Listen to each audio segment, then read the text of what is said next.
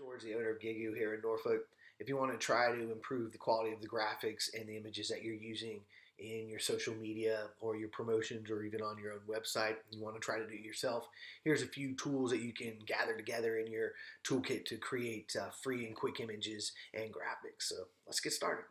First one is Canva, and it's a really functional free website. Certainly there are upgrades that you can pay for, but I've been playing around with the free site. Here's an example of a little Facebook post that came standard as one of their templates for free. Lots of things that you can do in here, different holiday ones.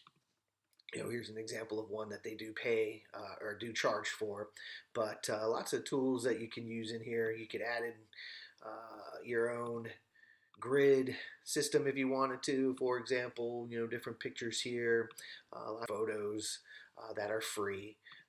For example, here's a free photo as well. So a great tool here to get playing with and see what kind of graphics you can pump out.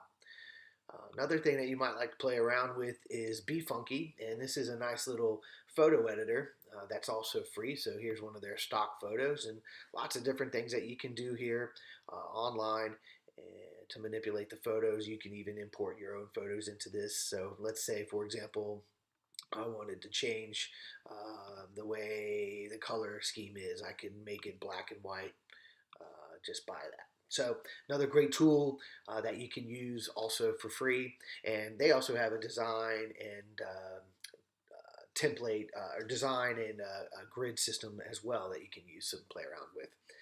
If you want to try to up the ante for the images you're using, you don't necessarily have to pay for those as well. You can go to something like Splashbase, and there's lots of alternatives out here. I like Splashbase because it does pull across a lot of different free websites for images. So for example, let's see, train. Let's see what comes up. So here's some images on trains.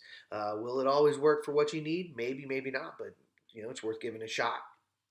Let's say you wanted to use this image now, but it's not quite the right size that you need. You could go back to BeFunky and edit the photo there, or you could also use this really cool tool that I like, which is called the Social Image Resizer, and this allows you to select your image, and let's see, I'll just take this one here, upload it.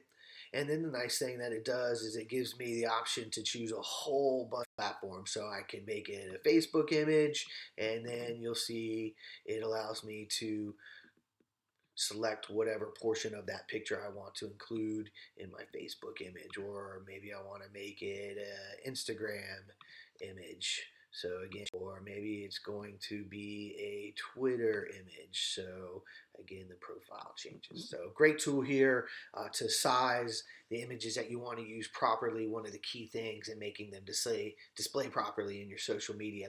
And last one I wanted to show you is Tiny PNG. You may not need to use this, but I like to use it when I want to compress the file size. You might notice that some of your images either won't load because they're too big, or they get distorted because the file size was large. So you can use something like Tiny PNG here to shrink down your file size, so things like Facebook will like them better. Okay, so there you go.